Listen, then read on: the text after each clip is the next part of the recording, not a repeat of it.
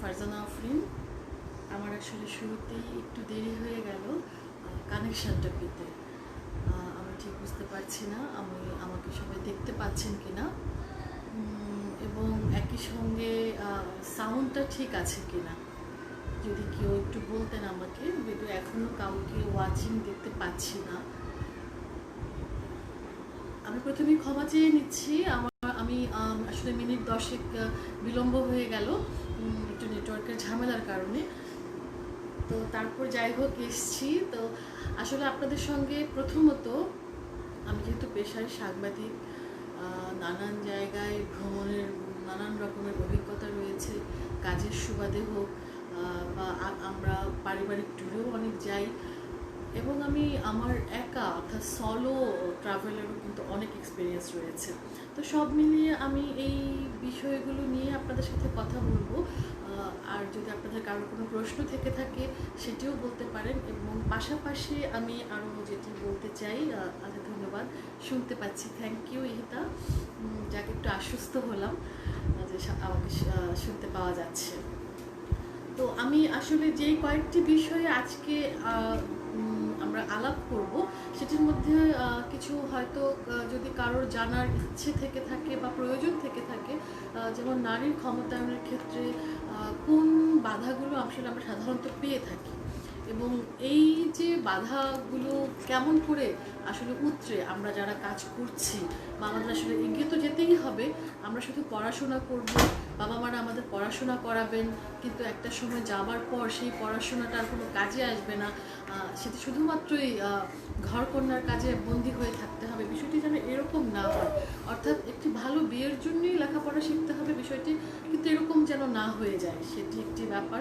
আবার অনেক সময় দেখা যায় যে আসলে বাবা মায়েরাও চান যে মেয়েকে পড়াশোনা করিয়ে স্বাবলম্বী করবেন, স্বনির্ভর করবেন, কিন্তু বিয়ের পর একটি ভিন্ন পরিবারের প্রেক্ষাপটের কারণে যেটি হয় যে অনেক সময় সেটি সম্ভব হয়ে ওঠে না, এবং সংসার রক্ষার যে একটি গতানুগতিক একটি টার্ম রয়েছে, সেই টার্মটির কারণেও দেখা যায় যে বাবার বাড়ি থেকেও বলা হয় ঠিক আছে, যেহেতু ওরা চাইছে না সংসারে শান্তি রক্ষার জন্যে, দরকার নেই তোমার কাজ করার। এমনকি আমার পরিচিত অনেক চিকিৎসক নারী রয়েছেন যারা কিন্তু মেডিকেলে পড়াশোনা করে, আপনারা জানেন যে কত 5টি বছর কি ভীষণ কষ্টকর পড়াশোনার মধ্য দিয়ে একটি মেয়ে বা যে কোনো একজন মানুষ চিকিৎসক হন, যে কোনো পড়াশোনাতেই কষ্ট রয়েছে, তারপরও কিন্তু আমরা জানি চিকিৎসা যে পড়াশোনা, অর্থাৎ মেডিকেল কলেজগুলোতে পড়াশোনার অনেক চাপ, এবং সেই জায়গাটিতে একটি মেয়ে পড়াশোনা করবার পরে যেটি একটি বিশেষায়িত শিক্ষার জায়গা, অর্থাৎ যে কেউ কিন্তু আমরা এই ধরনের পরামর্শ দিতে পারি না, বা আমরা যদি বলি লয়ার, ডক্টর, আর্কিটেক্ট বা ইঞ্জিনিয়ারিং, এগুলো কিন্তু বিশেষায়িত পেশা, অর্থাৎ একজন এটা যে কেউ এসেই পড়ে এসে আমি জ্ঞান দিয়ে দেব এরকম নয়।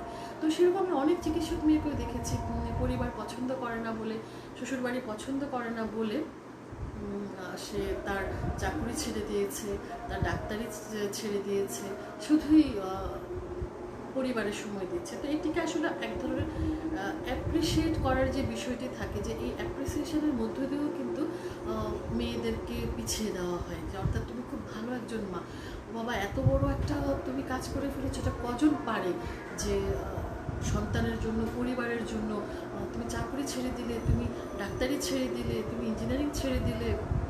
কিন্তু না, আমি বলবো, আপনারাও জানেন সকলেই যে এগুলো আসলে মেয়েদেরকে, এই প্রশংসাগুলো আসলে মেয়েদের পিছিয়ে দেওয়ার একটি অনুষঙ্গ। তো যেটি বলছিলাম, অফিস করছি বাসা থেকে আর তোমাকে শুনছি, বাহ, এই তো প্রাপ্তি। খুব ভালো লাগছে এটা। আর আজকে আমার একটু হেকটিক ডে ছিল, আমার বাইরে অনেক কাজ ছিল, আর আমার বাবা যে 6টি রোজা রাখতে হয় সেই রোজা শুরু করেছেন। আমার এসে খুব তাড়াতাড়ি করে মেয়ের খাবার, বাবার ইফতার রেডি করে ঘরদোর গুছিয়ে তারপর বসতে হলো। তবে আমার যেটি মনে হয় যে আসলে আমি কয়েকটি বিষয় গুছিয়ে নিয়েছি, যে কোন কোন বিষয়গুলো নিয়ে কথা বলবো। আমি শুরুতেই বলবো আমার ভ্রমণের অভিজ্ঞতা, যেহেতু এটি একটি ভ্রমণ বিষয়ক গ্রুপ, এবং এটি আমি প্রথমেই মৌমিতাকে আমি অসংখ্য ধন্যবাদ জানাই যে এরকম সুন্দর একটি উদ্যোগ গ্রহণ সে করেছে, এত সুন্দর একটি গ্রুপ সে খুলেছে যে নারীর এম্পাওয়ারমেন্টের জন্য, মেয়েদের এই যে এগিয়ে যাওয়ার ক্ষেত্রে ট্যুরিজম কিন্তু একটি খুবই গুরুত্বপূর্ণ ব্যাপার। যে আমরা কি মনে করি যে পরিবারের পুরুষ সদস্য ছাড়া মেয়েরা বাইরে বেরোতে পারবে না, এরকম একটি ট্যাবও কিন্তু আমাদের রয়েছে। তো সেই জায়গাটি থেকে আমাদের মৌমিতা যে একটি এত বড় একটি উদ্যোগ নিয়েছে, আমি বলবো এই যে ট্যুরিজম অ্যাডিকশন, এবং একই সঙ্গে আমার খুব ভালো লাগছে যে চিয়ার্স উইথ ইন্ডিপেন্ডেন্ট উইমেন, খুবই দারুণ একটা ব্যাপার। নামটার মধ্যেই কিন্তু একটা খুব কি বলবো, একটা অসাধারণ ব্যাপার রয়ে গেছে যে আমরা যখন একটু পড়তে যাই তখনই মনে হয় হ্যাঁ এটি বোধহয় আসলে যে মানে নামের মধ্য দিয়ে একটা নারীর এম্পাওয়ারমেন্টের একটা ব্যাপার চলে আসে। তো আমি প্রথমেই আমি যেটি শেয়ার করব, আমি আমি এমনিতে তো দেখা যায় যে পরিবারের সঙ্গে ভ্রমণ করছি, অফিসের অ্যাসাইনমেন্টে একটি টিমের সাথে অনেক জায়গায় যাওয়া হয়েছে, ঢাকার বাইরে, দেশের বাইরে। সেখানে একজন ক্যামেরা পার্সন থাকেন, একজন আইটি পার্সন থাকেন, ড্রাইভার থাকেন, টিম ওয়ার্কের মতো। কিন্তু একদম একা আমি একটি ভ্রমণের অভিজ্ঞতার কথা আমি শুরুতেই বলি। এটা একটি খুবই ইনফর্মাল আলাপ, ক্যাজুয়ালি আমি গল্প করব। এর মধ্যে যদি কারো জানার কিছু থাকে তার মধ্যে আমি উত্তর দিতে থাকবো। তো যেটি প্রথমে বলতে চাই যে আমি একবার হলো কি যে আমার ব্যক্তিগতভাবে খুব খারাপ কিছু সময় যাচ্ছিল, সব মিলিয়ে খুব ডিপ্রেশনে ছিলাম, চাপে ছিলাম, পড়াশোনার খুব চাপ। তো আমার দ্বিতীয় মাস্টার্স পরীক্ষা যখন শেষ হলো তখন আমি ভাবলাম আমি যে আমাকে আসলে কোথাও যেতে হবে। আমার মন ভালো লাগছিল না, অনেক দিন থেকে অফিস থেকে ছুটি নেওয়া হচ্ছিল না, একই সঙ্গে খুব কাজের চাপে ছিলাম। তো সব মিলিয়ে আমার বাবা নিজ থেকে আমাকে বললেন যে তুমি একটা কাজ করো, তুমি তো ঘুরতে খুব ভালোবাসো, তুমি কোথাও ঘুরে আসো 7-8 দিনের জন্য, তুমি দেখবে তোমার ভালো লাগবে। আমি তো একটু ভেবে দেখলাম যে না, প্রস্তাবটা খারাপ নয়। তো কোথায়, যেহেতু ভারত কাছে রয়েছে, এবং তখন ভারতের ভিসা করা ছিল, আমি ভাবলাম যে একটু কলকাতা দিল্লি ঘুরে আসি। একদম একা প্রথম আমার যে ট্যুর দেওয়া, আমি অনেক নেটে সার্চ দিলাম, দিয়ে আমি আমার রুট প্ল্যান করলাম যে এরকম আমি প্রথমে কলকাতা যাব, কলকাতায় গিয়ে 2 দিন থাকবো, কলকাতা থেকে দিল্লি, দিল্লি থেকে চেন্নাই, চেন্নাই থেকে আবার দিল্লি হয়ে কলকাতা ফিরব। তো এর মধ্যে খুব ইন্টারেস্টিং, আমি অনেককে পেয়ে গেছি ওখানে গিয়ে বাংলাদেশের, ফলে নানান জায়গায় আমার যাওয়া হয়েছে। তো প্রথমেই আমি কলকাতা যখন যাব ঠিক করলাম, কলকাতায় যেহেতু আমি একা যাচ্ছি, আমার একটা নিরাপত্তার বিষয়টিও আগে থেকে ভাবতে হবে, হুট করে চলে গেলেই হবে না। আমি এখান থেকে শুরুতেই টিকিট বুকিং দিলাম ফ্লাইটের, যে প্রথমে কলকাতা, তারপর 2 দিন বাদে দিল্লির ফ্লাইট, যেটি ডোমেস্টিক ফ্লাইট। আমি ওখানে আমার পরিচিত কলকাতায় 2-4 জন মানুষ আছে, তাদের সঙ্গে আমি যোগাযোগ করে একটি সিকিওর, যেটিকে বলা যায় যে বেশ নাম করা হোটেল, সেখানে আমি রুম নিলাম। খুব ক্রাউডেড একটা প্লেস, সেটা হচ্ছে মার্কেট স্ট্রিটে। তো সেখানে যেহেতু আমি একা যাচ্ছি, একটা সেফটির ব্যাপারটা গুরুত্বপূর্ণ ছিল। তো সেখানে আমি কলকাতায় 2 দিন থাকলাম, এবং একা একা আমি আগে থেকে লিস্ট করে রেখেছিলাম যে আমি কোন কোন জায়গাগুলো আমি ভিজিট করব। তো সেই লিস্ট অনুযায়ী আমি কিন্তু ভাগ ভাগ করে আমি ঘুরে দেখেছি। তারপর আমি যখন ডোমেস্টিক ফ্লাইট ধরবো দিল্লির জন্য, তখন ওই যে আমার পরিচিত যে দাদা, আমি তার সাহায্য নিয়ে, কারণ আমি তখনও জানতাম না ঠিক কোন টার্মিনাল দিয়ে যেতে হবে, বা কতক্ষণ আগে আমাকে পৌঁছাতে হবে। তো ওনার কাছ থেকে কিছু সংক্ষিপ্ত বিবরণ নিয়ে তারপর আমি দিল্লির ফ্লাইট ধরলাম। এবং দিল্লি নেমে আসলে কী করবো, কারণ আমি জানি, আমরা সকলেই জানি যে দিল্লি মেয়েদের জন্য খুব আনসেফ, বিশেষ করে যারা ট্যুরিস্ট নারীরা রয়েছেন, তারা সবসময় দেখা যায় কিছুদিন পরই নানান রকমের নিউজ আসে। তো সেই ভয়টি ছিল, এবং বারবার সকলে আমাকে বলছিলেন, এমনকি কলকাতার যে দাদা, তিনিও আমাকে বলছিলেন যে খবরদার সন্ধ্যের পর একা বের হবে না। তো সেখানে যাবার আমি যখন চেক ইন দিলাম ফেসবুকে যে আমি দিল্লিতে আছি, তখন আমার ইনবক্সে আমি দেখলাম যে আমি একটি বিশ্ববিদ্যালয়ে পড়াতাম। তো আমার এক ছাত্র, আমার প্রথম ব্যাচের একজন ছাত্র, সে আমাকে ইনবক্স করলো, ম্যাম আমি তো দিল্লিতে সাউথ এশিয়ান ইউনিভার্সিটিতে আমি মাস্টার্স করছি, আপনি যদি দিল্লিতে থাকেন আমি খুব খুশি হব আপনার সাথে দেখা করতে। তো আমি ভাবলাম ঠিক আছে, আমি ওকে পরের দিন সময় দিলাম, কারণ প্রথম দিনে গিয়ে রেস্ট নেওয়া। এবং ওর সাথে কথা বলতে বলতে ও আমাকে বললো যে ম্যাম এখানে ঢাকা বিশ্ববিদ্যালয়ের এক্স স্টুডেন্টও আছেন কয়েকজন যারা অন্যান্য বিশ্ববিদ্যালয়ে পড়াচ্ছেন, তারা এখানে এমফিল করতে এসেছেন, কেউ পিএইচডি করতে এসেছেন। আমাদের বাংলাদেশি যে কমিউনিটি আছে এখানকার, যদি আপনি কিছু মনে না করেন তা তাদের সঙ্গে দেখা করতে পারি। তো আমার কাছে বেশ ভালো লাগলো প্রস্তাবটি, এবং সেখানে গিয়ে দেখলাম যে আসলে আমার নিজের ব্যাচমেটও বেরিয়ে গেছে ঢাকা বিশ্ববিদ্যালয়ের। তো আমরা একটি খুব চমৎকার একটি সার্কেল হয়ে গেলাম, এবং এই যে দিল্লিতে আমার মনে হচ্ছিল যে একটু মনে মনে ভীত ছিলাম, আনসেফ, কোথায় যাব। তো দেখা গেল কি তখন ওদের একটা ভ্যাকেশন চলছিল, সেমিস্টার বা ইউনিভার্সিটিতে ভ্যাকেশন চলছিল কি একটা আমার ঠিক মনে নেই। তো ওরা নিজেরাও নানান কয়েকটা গ্রুপে ভাগ হয়ে কিন্তু বিভিন্ন জায়গায় বেড়াতে যাবে এরকম পরিকল্পনা কয়েকটি গ্রুপের ছিল। তো আমাকে নিয়ে প্রথমেই তারা দিল্লির যে দর্শনীয় স্থানগুলো আছে, এর আগেও আমি দিল্লি গিয়েছিলাম, তবে সেটি ভিন্ন, ভারতীয় দূতাবাসের একটি প্রোগ্রামে গিয়েছিলাম। তো সেখানে দিল্লির বিভিন্ন স্পটগুলো আমরা ঘুরে ঘুরে দেখলাম 2 দিন ধরে। তারপর আমার চেন্নাই যাওয়ার কথা ছিল, তো আমি ভাবলাম যে চেন্নাই যাবো কি যাবো না, গিয়ে সাউথ ইন্ডিয়াতে প্রথম যাচ্ছি, কেমন পরিবেশ হয় একা একা। আর তারপর যেটি হলো যে ওই যে বলছিলাম বিভিন্ন গ্রুপে ভাগ করে ওরা এক একটি গ্রুপ এক একদিকে যাচ্ছিল। এর মধ্যে আমি একজন আমাকে দিল্লিতে থাকা পরিচিত বাংলাদেশি, তিনি আমাকে জানালেন যে আমাদেরই আরেক সাংবাদিক সহকর্মী, তিনি চেন্নাইতে একটি বিশ্ববিদ্যালয়ে সাংবাদিকতার উপর একটি কি বলে কোর্স করতে গেছেন, ডিপ্লোমা কোর্স করতে গেছেন। তো তার সাথে আমাকে নিয়ে যোগাযোগ করে দিলেন। আমি দেখলাম যে উনি আমার ফেসবুকে ছিলেন আগে থেকেই। তো এটা একটা মানে খুব দারুণভাবে কানেক্টেড হয়ে যাচ্ছিলাম। তো চেন্নাই গিয়ে দেখা গেল যে দীপা আমাকে, ওনার নাম দীপা, আমাকে রিসিভ করলেন এবং কোথায় থাকতে, কারণ আমি কিন্তু হোটেলটা চেন্নাইতে আগে আমি বুকিং দিই। তখন উনি আমাকে বললেন যে আগে যখন আমি কথা বলছিলাম দিল্লিতে থাকতেই, উনি আমাকে হোটেল বুকিং দিতে না করলেন, যে এখানে এসে দেখে তারপরে আপনি বুকিং দিবেন। তো আমি যাবার পরে যেটি হলো উনি ওনার ডর্মে আমার থাকার ব্যবস্থা করলেন, যেহেতু আমি একা ছিলাম, হোটেলে থাকবার দরকার নেই, এখানে ইজিলি থাকা যাবে। তো খুবই সামান্য কস্ট ছিল। তো ফারহানা ঈশান, আচ্ছা দেখছি, থ্যাংক ইউ। তো সেখানে আমি এই যে দীপার ইউনিভার্সিটি আমি ঘুরে দেখলাম, সেটিও জার্নালিজমের উপরে একটি খুব বিখ্যাত বিশ্ববিদ্যালয় চেন্নাইয়ের। এরপর দীপাদের একটি সার্কেল, ওরা আমাদেরকে বললো যে চলো আমরা, যেহেতু ততক্ষণে আমাদের বন্ধুত্ব হয়ে গেছে, আপনি থেকে আমরা তুমিতে নেমে এসেছি, আমরা ঠিক করলাম কতগুলো স্পট ধরে একদম মানে ম্যাপ নিয়ে। ওখানে খুব অ্যাভেলেবেল কিন্তু ট্যুরিস্টদের জন্য বিভিন্ন সিটির ম্যাপগুলো, যে কোনো হোটেলে যে কোনো ট্যুরিজম ইয়েতে গেলে আপনি পাবেন, যে টিকিট কাটতে গেলে বা কোনো কাউন্টারে ওগুলো ফ্রিতে দিচ্ছে। তো আমি তো চেন্নাইয়ের প্রেমে পড়ে গেলাম, এত সুন্দর শহর, এত পরিচ্ছন্ন, এত দারুণ। তারপর আমরা পন্ডিচেরি যাওয়ার সিদ্ধান্ত নিলাম।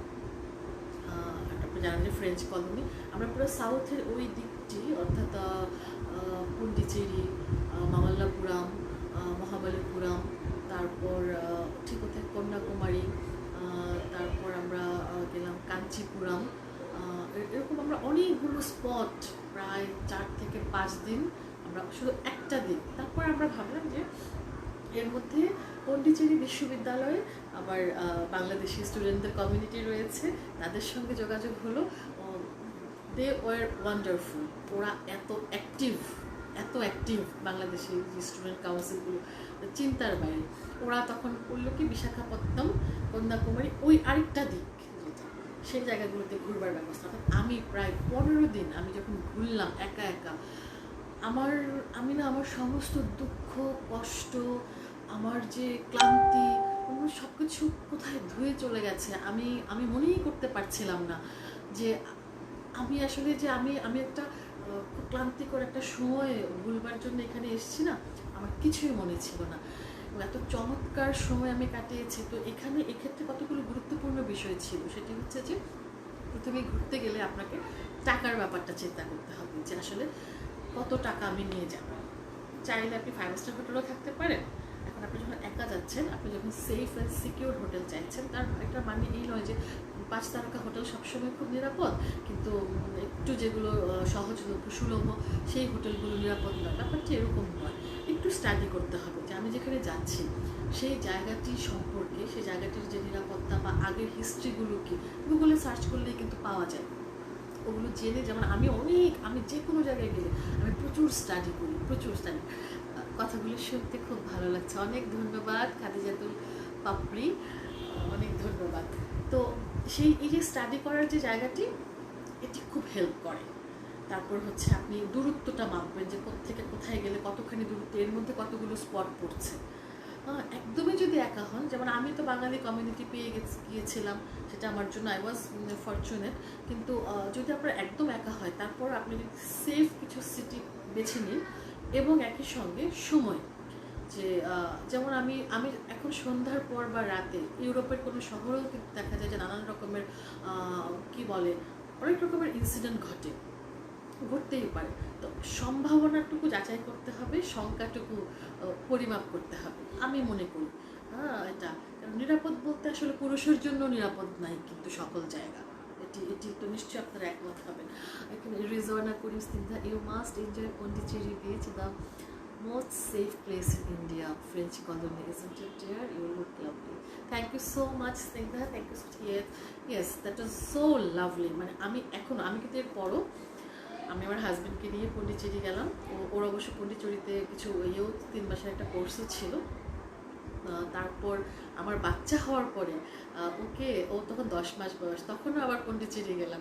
অর্থাৎ মানে কেমন পছন্দের একটা জায়গা হলে মানে একটা জায়গায় 3 বার আমার যাওয়া হলো আর কি। আমার ভীষণ সুন্দর, ভীষণ, এবং সেফেস্ট, এত নিট অ্যান্ড ক্লিন, এত নিরাপদ যে মানে ওখানে হচ্ছে যে লোকাল কয়েকটা আইল্যান্ড তো আছে, আমার প্যারাডাইস আইল্যান্ডে কিন্তু local people are not allowed না।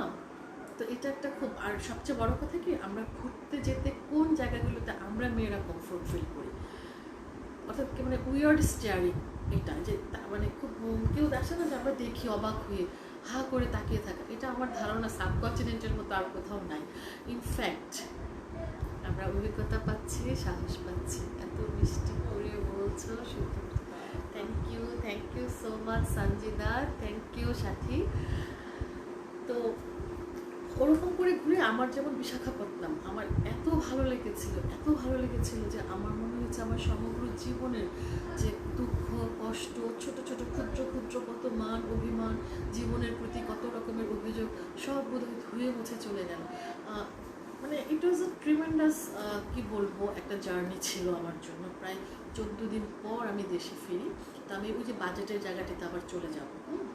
শুরুতেই আমি যেহেতু একটু আগে ফ্লাইটের টিকিট কাটলে, কিন্তু আপনারা জানেন যে একটু ভাড়াটা কম পড়ে, তো সেটি আমি করেছিলাম বেশ আগে, মিনিমাম 10-12 দিন আগে কেটে রেখেছিলাম। আরেকটি বিষয় যে আমি আসলে ট্রেন জার্নিটা ইজিলি করা যায়, তবে একজন সঙ্গী থাকলে ভালো। যেহেতু আমি একা ছিলাম, সেহেতু আমি আসলে সেই সাহসটি করে উঠতে পারিনি, বিকজ আমি খুব অল্পতেই মানে বোর হয়ে যাই। আমার মনে হয়েছে 10, 12, 20, 24 ঘন্টা ট্রেন জার্নি আমার জন্য খুব ভয়ঙ্কর হবে, এবং একই সঙ্গে আমার একটা ওয়াশরুমের টেনশনের ব্যাপার ছিল, যে কোনো জায়গায় ওয়াশরুমে আমি যেতে পারি না। তো এইসব ভাবনা চিন্তা করে কিন্তু আমার যদিও কস্ট কমানোর অনেক পরিকল্পনা ছিল, কিন্তু লং যে জার্নিগুলো ছিল এগুলো আমি ফ্লাইট সিলেক্ট করেছিলাম। আর যেটি হচ্ছে ওখানে যে লোকাল শহরগুলোতে আমি তো ট্যাক্সিতে চড়ি, অটো রিক্সায় চড়েছি, বাসে চড়েছি। আপনি যদি বাসে না চড়েন কোথাও ঘুরতে গেলে, তাহলে ওই এলাকা, ওই লোকালিটির সম্পর্কে কিন্তু ওই জায়গাগুলো সম্পর্কে জানা যাবে না।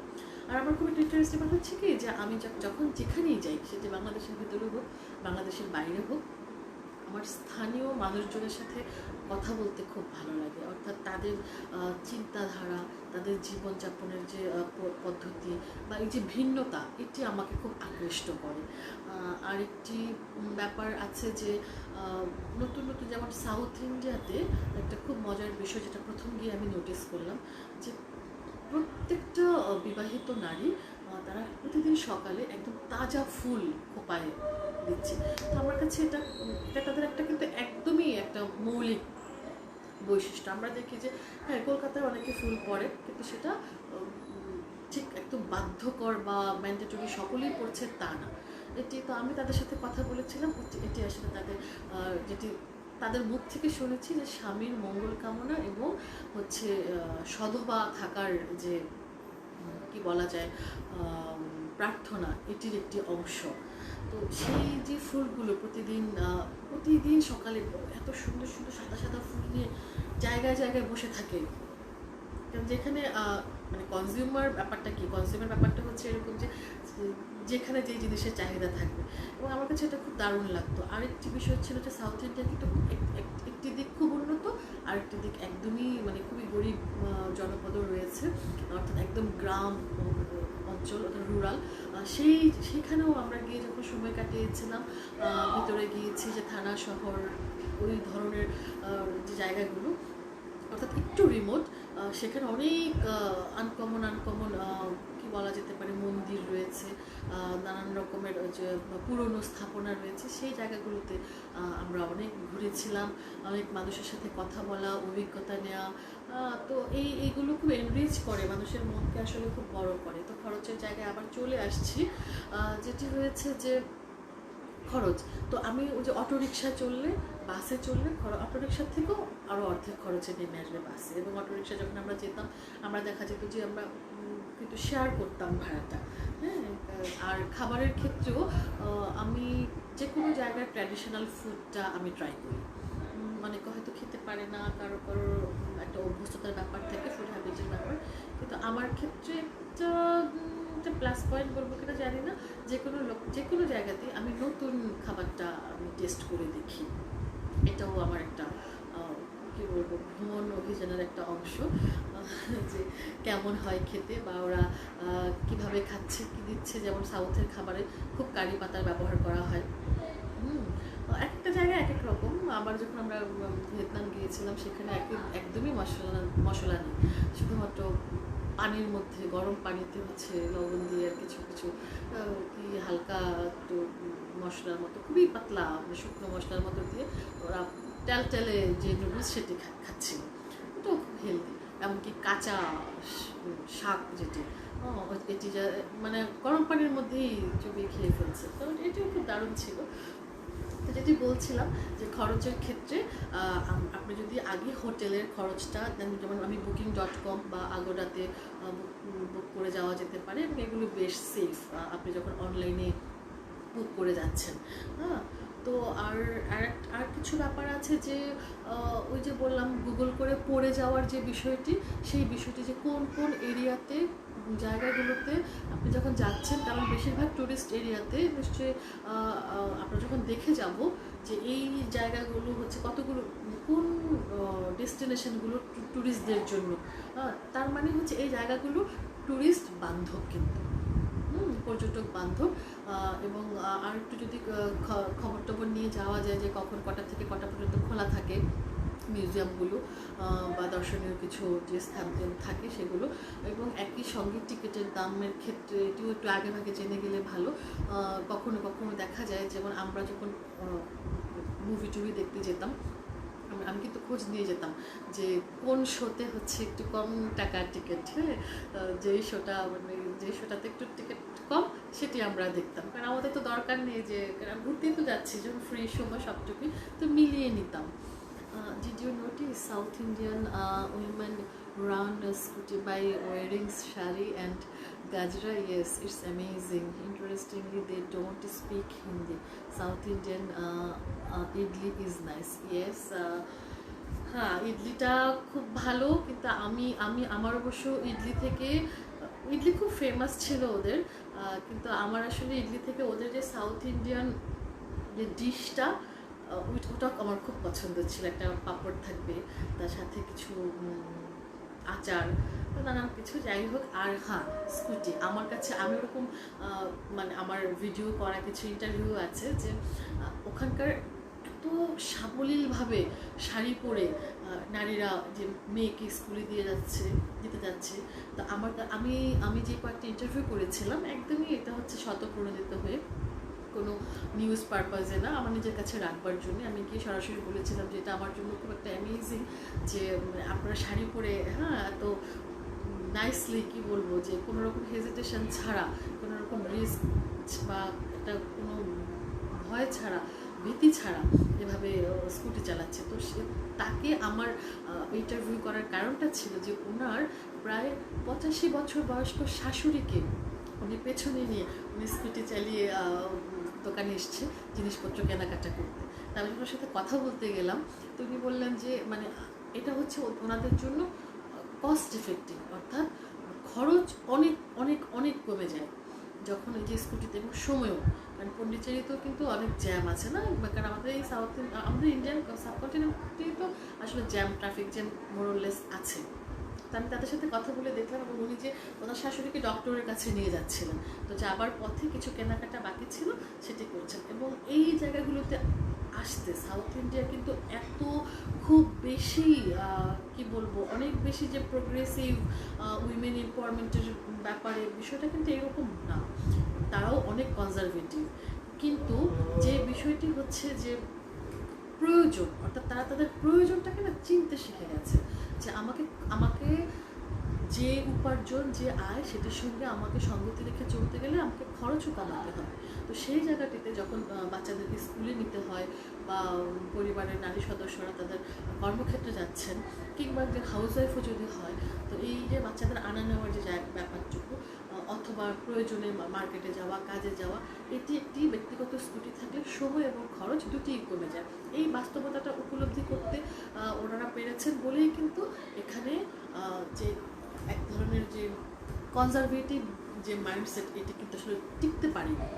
তো আশা করি যে হয়তো আমাদের এখানেও ধীরে ধীরে, কারণ আমরা কিন্তু এখন দেখি যে মেয়েরা স্কুটি চালাতে গেলে এখনও বেশিরভাগ সময়, এমনকি আমি শুধু ট্রাক ড্রাইভারদের দোষ দেবো না, বাস ড্রাইভার হেল্পারদের দোষ দেবো না, আমি এরকম প্রাইভেট কার চালাচ্ছে, নিজের প্রাইভেট কার শিক্ষিত প্রচুর লোককেও আমি নানান রকম বাজে কমেন্ট করতে দেখেছি।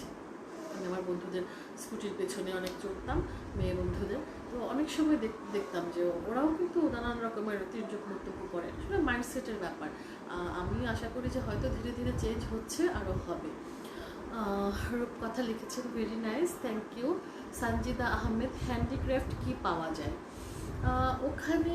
আসলে আমি তো অনেক শপিং করি না বেড়াতে গেলে, তো সাউথ ইন্ডিয়ার খুব ফেমাস হচ্ছে শাড়ি।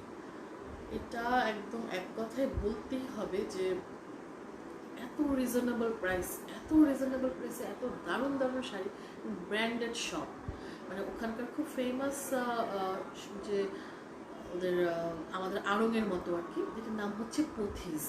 পুরো সাউথ ইন্ডিয়াতেই এটি খুব ফেমাস, এক দরের দোকান, অনেক কিছুই পাওয়া যায় ওখানে, বাচ্চাদের জিনিসপত্র থেকে শুরু করে পুরুষদেরও প্রয়োজনীয় কাপড় চোপড়, জুতা, স্যান্ডেল। কিন্তু শাড়ির কথা যদি বলতেই হয় যে 400-500 রুপি থেকে শুরু করে 10-12 হাজার রুপি বা তারও বেশি সাউথ সিল্ক, কাতান, কাঞ্চিপুরম, বা যেটি হচ্ছে মাদুরাই কটন, মানে ফেমাস যতগুলো আমরা যে জানি এখান থেকে আর কি নামগুলো, সেগুলো এত বেশি রিজনেবল যে আমার রীতিমতো সন্দেহ হচ্ছিল যেগুলোকে অরিজিনাল, মানে। এবং যে কেউ চাইলে কিন্তু আমি বলবো যে নারী উদ্যোক্তারা অনেকেই বাংলাদেশে, যদিও আমি বেশি কি বলবো যে উৎসাহ দিই দেশি পণ্যর যে ব্যবসা সেটিতে, তারপরও যদি নারী উদ্যোক্তাদের জন্য সহজ হয়, বা কেউ ভেবে থাকে যে ভারতে তাদের ঘন ঘন যাওয়া হয়, আমি বলবো যে সাউথ ইন্ডিয়ান শাড়ির বিজনেসও কিন্তু অনেকে করতে পারেন এখানে। এত এত মানে হয় কি, এখানে যেমন আপনি 3000 রুপির শাড়ি যদি এখানে এসে 17,000 রুপিতে বিক্রি করেন, তাহলে অবভিয়াসলি সেই ব্যবসা কিন্তু বেশি দিন চলবে না। কিন্তু অল্প প্রফিট রেখে কেউ যদি মনে করে যে আমি অনেক দিন ধরে ব্যবসা করব, মানে এটা খুব সহজেই। এবং আমরা কলকাতায় যাই শপিং করতে, সাধারণত অনেকেই যাই যে একটু কমে পাওয়া যায়, একটু সস্তা, কিন্তু আসলে শাড়ির জন্য আমি বলবো যে সাউথ ইন্ডিয়া একটা বেস্ট প্লেস। আর হ্যান্ডিক্রাফটের মধ্যে আসলে আমি ব্যক্তিগতভাবে, আমি যেহেতু একটু কি বলা যেতে পারে, মানে নৃবিজ্ঞানের প্রতি আমার একটু আগ্রহ আছে, এর ফলে আমি দেখা যায় যে লোকাল যে স্টাফগুলো, অর্থাৎ মন্দিরের সামনে যে কিছু ছোটো ছোটো ওদের যে সুভিনিরের মতো থাকে, ওগুলো আমার খুব ভালো লাগে। আর মামাল্লাপুরাম খুব বিখ্যাত হচ্ছে পাথরের যে কি বলবো এটিকে, ভাস্কর্য আর কি। হ্যাঁ, এটি খুবই বিখ্যাত এবং আমার প্রোফাইলে আমি অনেক ছবি ভিডিও দেওয়া আছে আমার, যদিও এটা বেশ আগের কথা। ওখানে মামাল্লাপুরমে সব মানে পাথরের যে ভাস্কর্য সেটি নানান, এমনও হয় যে বিশেষ পারমিশন নিয়ে ভারতীয় দূতাবাস থেকে ইউরোপিয়ানরা কিন্তু বড় বড় স্কাল্পচার নিয়ে যায়, আমার অভিজ্ঞতায় আমি দেখেছি। আর ওখানে হ্যান্ডিক্রাফটসের মধ্যে বলতে গেলে জুয়েলারি আইটেম ছিল লোকাল, আমার মনে হয়েছে বেশ ভালো, তবে সেটিও তাদের ট্র্যাডিশনাল, অর্থাৎ অনেকে অবশ্য ওগুলো আমাদেরকে পছন্দ করেন না হয়তো, নানান রকমের কি বলবো, অর্থাৎ তাদের যে ধর্মীয় অর্থাৎ বা সাংস্কৃতিক ঐতিহ্য, শুধু ধর্মীয় জায়গা বলবো না, সাংস্কৃতিক ঐতিহ্যগতভাবেও নানা রকমের স্কাল্পচার ছোটো ছোটো বা কি বলা যেতে পারে, আমি আসলে বুঝিয়ে বলতে পারছি না, একদম মানে নিউট্রাল যে অলংকার ঠিক সেটি নয়, একটু ট্র্যাডিশনাল জুয়েলারি পাওয়া যায়, সেটি কেনা যেতে পারে এবং খুব বেশি দামও কিন্তু নয়।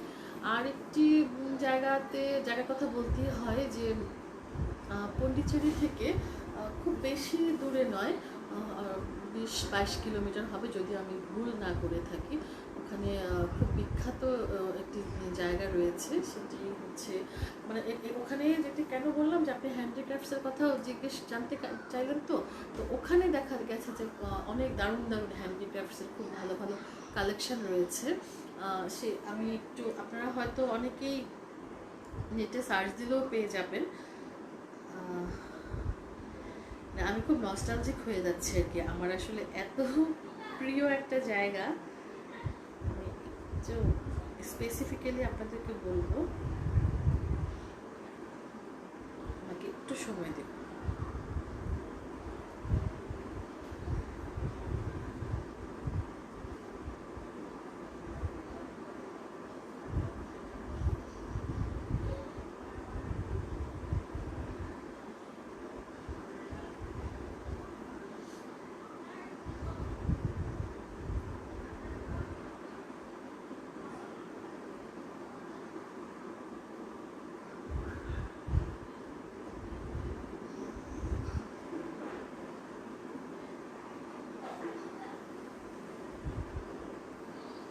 একটু সময় চেয়ে নিচ্ছি, সরি।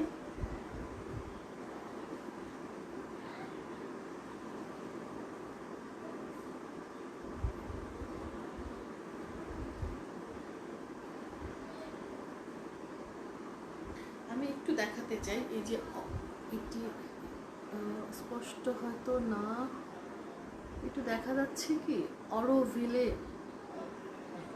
আমি কেন দেখালাম, এটি একটি আসলে কি বলবো, তামিলনাড়ুতে এই জায়গাটি খুবই খুবই বিখ্যাত,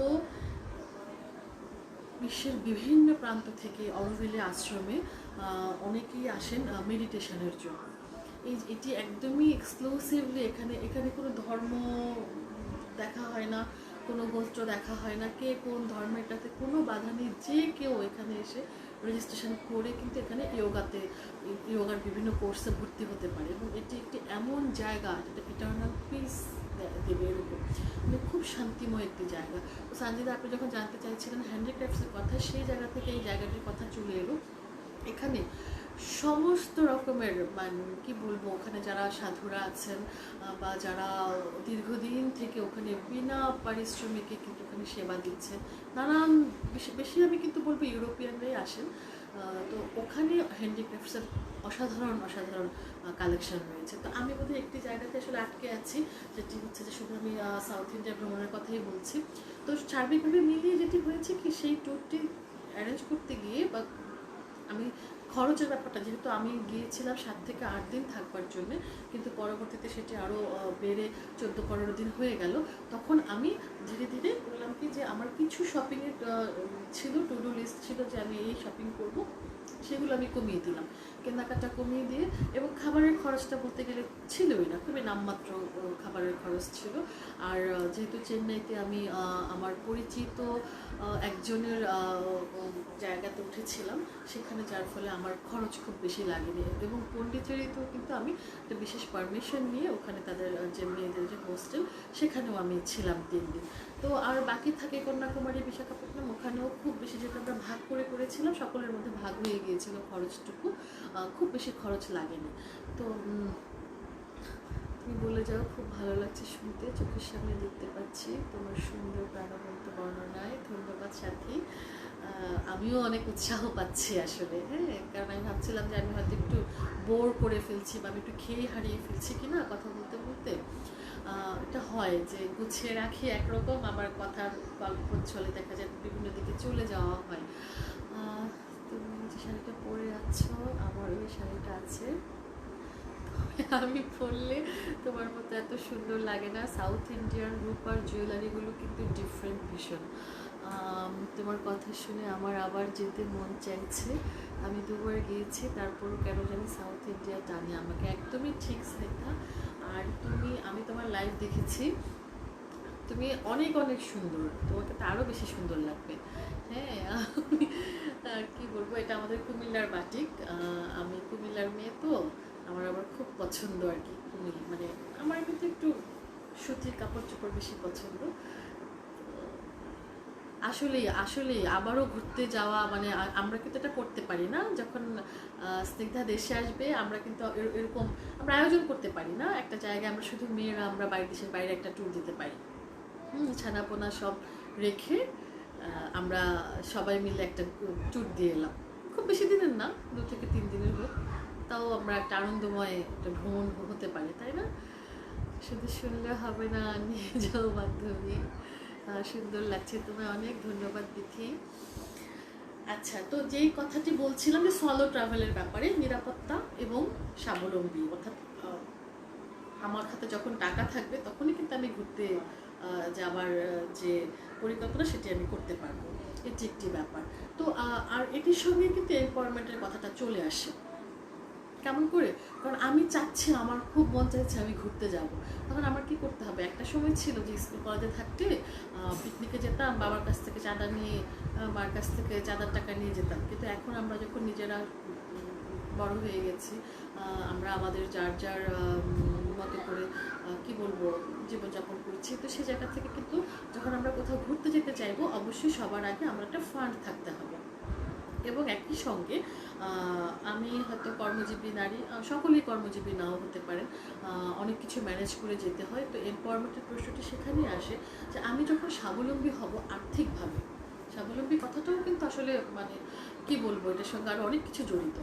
আমি যখন আর্থিকভাবে স্বয়ংসম্পূর্ণ হব, তখন আমি প্রথমে কি ভাবতে পারি যে আমি যখন একটা শাড়ি কিনতে যাব, আমার খুব একটা শাড়ি পছন্দ হলো, একটা গয়না পছন্দ হলো, সরাসরি গিয়ে হয়তো বরের কাছে বলা আমাকে এত টাকা দাও, আমি এটা কিনবো, বর হয়তো বলবে যে না, এটা এত টাকা আমি দিতে পারবো না, আমার হিসেবের বাইরে সেটা।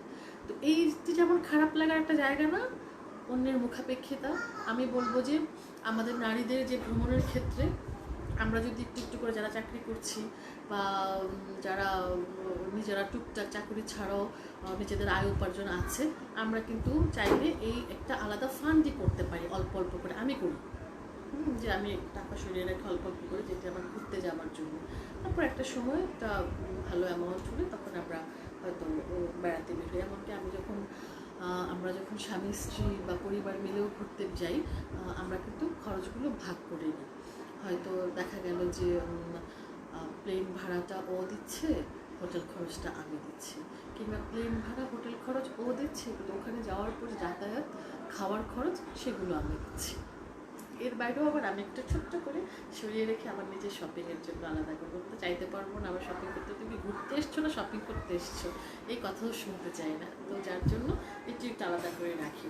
তো যেটি স্বনির্ভরতার যে জায়গাটুকু বলছিলাম, আবার অনুমতির ব্যাপার কারো কারো থাকে যে বাসা থেকে আমাকে অ্যালাউ করবে কিনা, আপনি এই কারণেই আমার ধারণা সাথী এরকম একটি প্ল্যাটফর্ম করেছে, যেখানে আমাদেরকে একা যেতে দেওয়ার যে নিরাপত্তার প্রশ্ন তো অবশ্যই আসে, পরিবার সদস্যরা আমাদের জন্য দুশ্চিন্তা করবেন, এটা যেমন খুবই স্বাভাবিক, এবং একই সঙ্গে একটা ট্যাবু থাকে, মাইন্ডসেট থাকে যে মেয়েদের একা ঘুরতে যেতে দেওয়া যায় না, থাকে অনেক অনেক রকমের ক্রাইসিস থাকে, আমরা জানি, আমি আর সেদিকে যাচ্ছি না।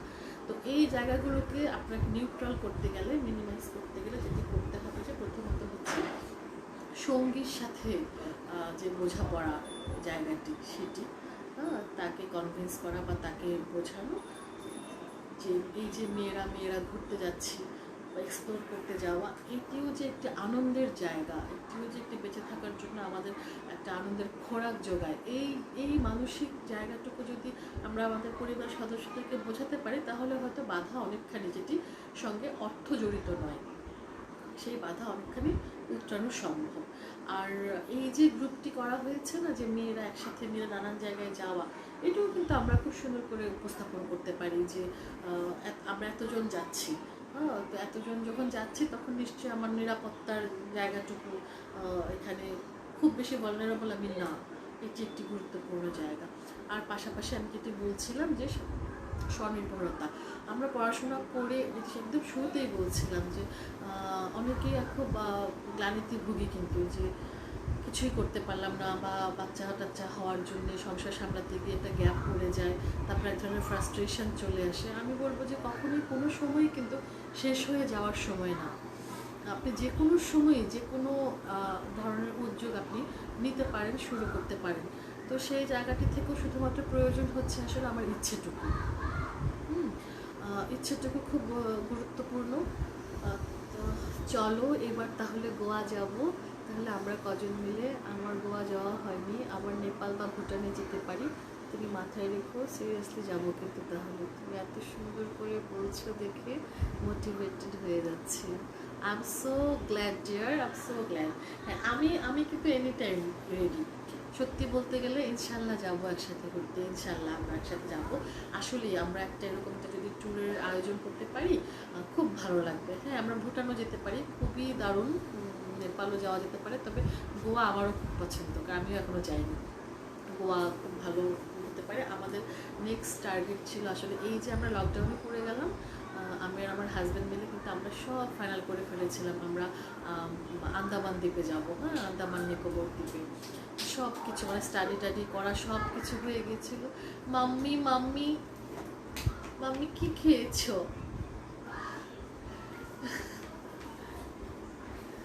আমার মেয়ে দেখতে এসছে, তো মাম্মি কি করছে, আসো মাম্মি একটা হাই দিয়ে যাও আন্টিদের, এসো এসো, এই যে একটা হাই বলো, হ্যাঁ একটা হাই দিয়ে দাও, থ্যাংক ইউ। ওকে, এবার মাম্মি একটা কথা বলি, ওকে থ্যাংক ইউ মাম্মা। তো অনেকক্ষণ মাকে দেখে না, তো একবার দেখে গেল আর কি, মা বাসায় আছে কি নেই আসলে। তো যাই হোক, এখন যেটি হচ্ছে যে হ্যাঁ ইনশাল্লাহ ট্যুরিজম অ্যাডিকশন নিয়ে যাবে ইনশাল্লাহ।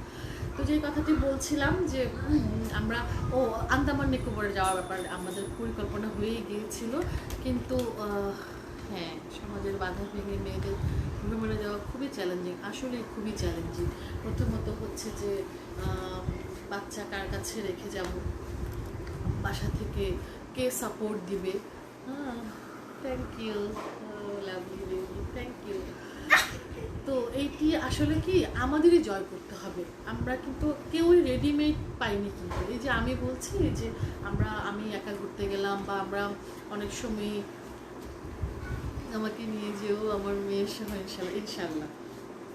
তো আমি এগুলো কিন্তু আসলে মেক করতে হয়েছে, কারণ প্রথম আমি যখন কোথাও এই যে ইউনিভার্সিটিতে যখন পড়ি, তখন পিকনিকে যাবো সেন্ট মার্টিনে, তখনই পারমিশন দিচ্ছিল না বাসা থেকে, না এভাবে যাওয়া যাবে না, এইভাবে যাওয়া যাবে না। তো কিন্তু আস্তে আস্তে এগুলো না বুঝিয়ে কনভিন্স করে, হ্যাঁ এগুলো মেক করতে হয় আর কি।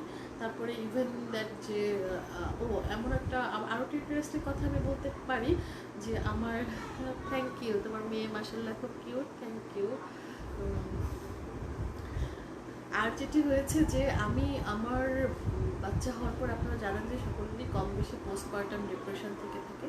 তো আমার বাচ্চাটার যখন 5.5 মাস বা 5 মাস বয়স, ওই সময়টাতে আমি আবারও এরকম একটু, যেহেতু আমরা একটু ইমোশনাল মানুষ, আমি আবারও একটু ভালনারেবল ফিল করলাম। তো তখন দেখা গেল যে ঠিক করলাম যে বাবুকে রেখে আমি 2 দিনের জন্য একটু কলকাতা ঘুরে আসবো, মানে কোথাও থেকে ঘুরে আসবো।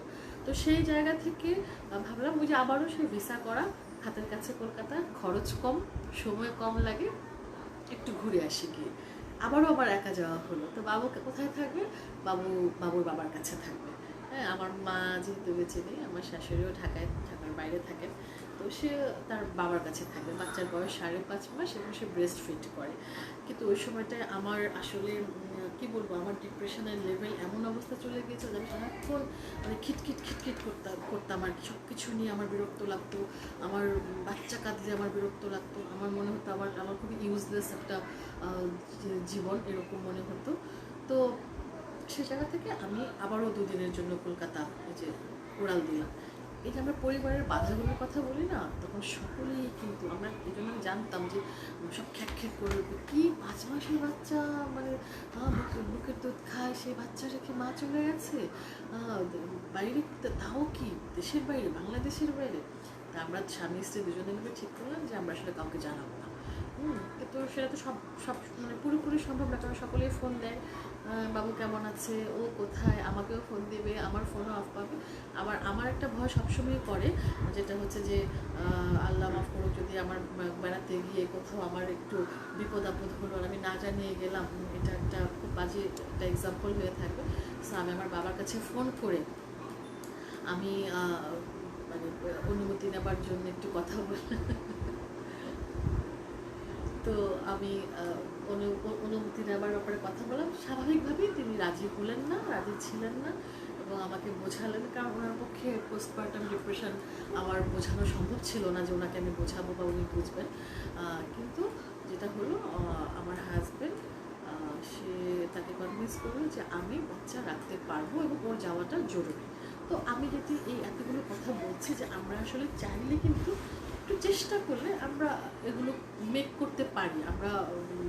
আমরা হয়তো একটা পর্যায়ে গিয়ে একটু করে কনভিন্স করতে পারি।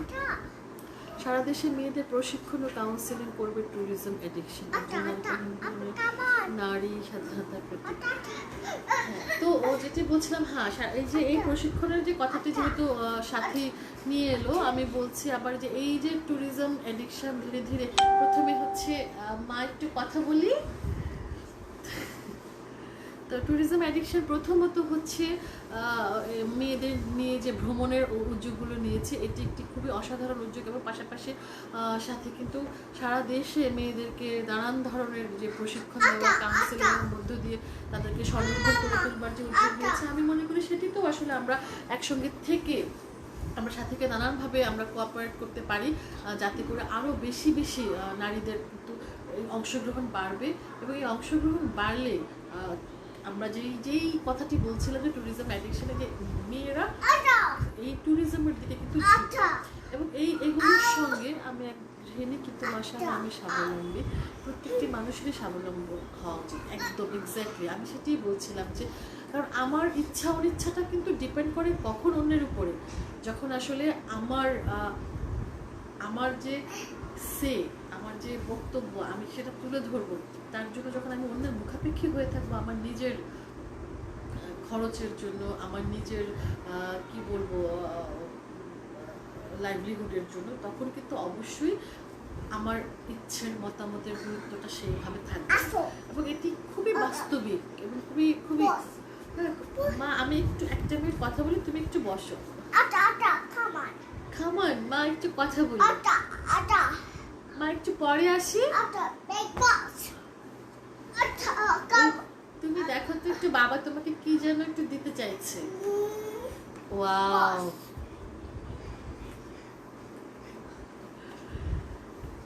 আচ্ছা মা একটু কথা বলি বাবা। তো এটি ছিল আর কি আসলে যেটি যে স্বাবলম্বী হবার জন্য নানানভাবেই নিজেদের যে চেষ্টার জায়গাটুকু এটি আসলে অস্বীকার করবার কোনো জো নেই। অর্থাৎ আমি আমি আমাকে দিচ্ছে না কিন্তু আমার ইচ্ছে আছে। আমরা এগুলো বিভিন্ন ক্যাটাগরিতে কিন্তু ভাগ করা যায়। যেমন আমরা কেউ কেউ হয়তো ভাবি যে এটা আমি ভাবতেই পারি না, পরিবার ছাড়া আমি কোথাও যাব, এটিতে আমি কমফোর্ট ফিল করি না, দ্যাট ইজ অলসো ওকে। আবার আমরা কেউ খুব ইচ্ছে পোষণ করি কিন্তু বাস্তবতাটা অনেক বেশি দূরে অবস্থান করে, সে জায়গা থেকেও আমরা অনেক সময় পারি না। আবার অনেক সময় আরেকটি শ্রেণীও আমরা আছি যারা আমাদের পরিবার অনেকটাই বোঝে আমাদেরকে, কিন্তু যেটি হয় কি আমি নিজেই কেমন করে বাচ্চা ফেলে যাব, কেমন করে সংসার ফেলে যাব, ইচ্ছে করে না, তাই না? তো আসলে কি মানুষের ভালো থাকাটা খুব ডিপেন্ড করে যে আমি কি নিয়ে ভালো আছি। এখন আমাকে যদি কেউ শিখিয়ে দেওয়া ভালো নিয়ে আমি ভালো থাকি, তাহলে সেই ভালো থাকাটা কিন্তু ভালো থাকা নয়। অর্থাৎ আমাকে সোসাইটি দিনের পর দিন আমাকে শেখাচ্ছে যে এগুলো করলে তুমি ভালো নেই, এগুলো করলে তুমি খারাপ, তুমি চাকরি ছেড়ে দিয়ে বাচ্চা পালন করছো, তুমি ভালো মা, তুমি তুমি সংসারের পাশাপাশি লেখাপড়া করছো, সংসারের সময় কম দিচ্ছ, তুমি খারাপ মা। এবং আমি আমার নিজের কিছুতে এইগুলো কিন্তু চাপিয়ে দেওয়া। তো এই আমি যে ভালো আছি এটিও আমাকে আইডেন্টিফাই করতে হবে যে আমার এই ভালো থাকাটুকু যেন চাপিয়ে দেওয়া না ভালো থাকা হয়। আমি আশা করি আমি বোঝাতে পেরেছি। এই বিষয়ে স্নিগ্ধার লাইভে কথা শুনতে চাই। হ্যাঁ, আমিও শুনতে চাই আসলে, কারণ এখানে আমার মনে হয় এই বিষয়গুলোতে স্নিগ্ধা আরও ভালো, আরও স্পেসিফিক বলতে পারবেন, কারণ যেহেতু উনি এই জায়গাগুলো নিয়েই কাজ করেন, সেহেতু স্নিগ্ধা আরও ভালো আমি মনে করি। আমিও শুনতে চাই স্নিগ্ধার কথা এই বিষয়ে, তাহলে তখন আরও এনরিচড হব আমরা সকলেই মিলে, তাই না? সেই জায়গা থেকে তো আর বোধহয় আমার মনে হয় যে ট্যুরিজম নিয়ে বা ভ্রমণ বিষয়ক নারীদের আর কি কোনো জায়গা রয়েছে যে জায়গাটি নিয়ে আমি কথা বলতে পারি? কারণ আমার মনে হচ্ছে ইতোমধ্যেই মানে অনেকগুলো বিষয় নিয়ে একই জায়গায় গ্রুপ ব্যাচ খেয়ে আমি একই কথা বারবার বলে যাচ্ছি। আর যদি কোনো অ্যাঙ্গেল থাকে সেটিও আমাকে কিন্তু আপনারা বলতে পারেন। আমি আরও কিছু জিনিস মানে আমি যখন সাথে সাথে কথা বলছিলাম যে যখন লাইভের ব্যাপারে কথা হচ্ছিল যে আসলে আমরা কিভাবে মোটিভেট করতে পারি আমাদের যারা নারী যে পর্যটন যারা করতে চান তাদের এটা কেমন করে আসলে বাড়ানো যায়। তো আমি বলবো যে নিজের ইচ্ছে শক্তিটা খুব গুরুত্বপূর্ণ প্রথমত। তারপর হচ্ছে এটাকে মেক করা যে আমি কিভাবে এটিকে আমি গুছিয়ে নিয়ে এসে এটিকে বাস্তবে রূপদান করব, সেই জায়গাটুকু।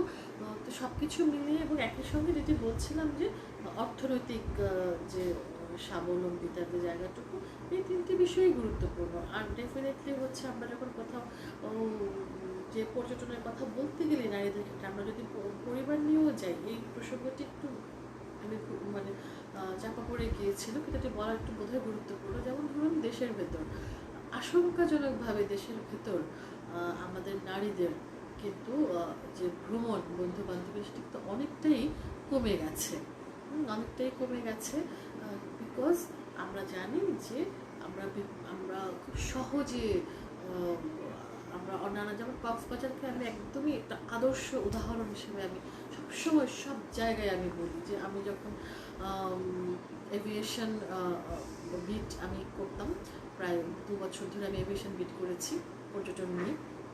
সে সময় আমি যখন আমাদের মন্ত্রীরা সচিবরা বড় বড় খুব পরিকল্পনা নিয়ে এসছেন, আমাদের সামনে হাজির করছেন, সাংবাদিকদেরকে বলছেন আপনারা এই করবেন সেই করবেন, আমি প্রথমেই বলতাম যে এত বরাদ্দ, এত বাজেট, এত কিছুর চাইতে আপনি আগে আমাদের দেশে সবচেয়ে বেশি গুরুত্বপূর্ণ হচ্ছে মানে স্থানীয় মানুষের যে মাইন্ডসেট, এটি যদি ট্যুরিস্ট ফ্রেন্ডলি না হয় তাহলে কখনোই সেখানে বড় বড় স্থাপনা করেও কিন্তু আমরা এই জায়গাটিকে পর্যটনের উপযুক্ত করতে পারবো না। কেননা মালদ্বীপ একটা খুবই দারুণ উদাহরণ, যে মালদ্বীপ একটা ইসলামিক কান্ট্রি, কিন্তু ওখানে ওটি টিকেই আছে ট্যুরিজমের উপরে। সারা বিশ্ব থেকে মানে এটাকে হানিমুন ডেস্টিনেশন যদি বলা হয়, একদম বড় বড় তারকারাও কিন্তু ওখানে হানিমুন করতে যায় বা বেড়াতে যায় বা হলিডে করতে যায়। কেন যাচ্ছে? কারণ they can ensure the highest security and safety দেয়ার।